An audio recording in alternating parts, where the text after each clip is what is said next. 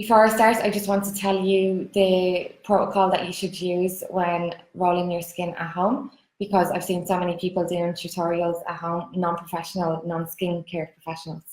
My name is Caroline Hooper, Certified Skin and Laser Specialist, and I'm also Clinical Director of a chain of clinics across Dublin.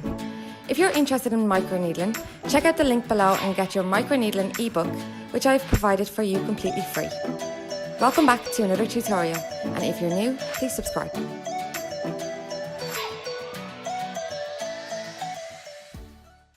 Recommending their followers and their audience on how to home roll.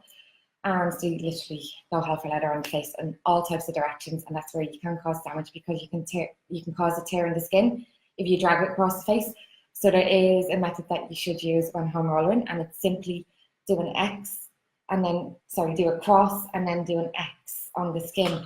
So when I say that, I mean we're going to go up and down this direction 10 times, back and forth this direction 10 times, and then we're going to also come up in an X across the same area 10 times, and then in this direction 10 times also. Okay, so I'm going to get started here. Where I usually start is in the center of the eyebrow, and we're going to roll up and down 10 times. So all you feel is like a little bit of, you could say, a scratch, but it's not painful in any way. As I said, I will not be sitting here doing it and talking at the same time if I was feeling pain. When you're doing home needling, you're not looking for redness.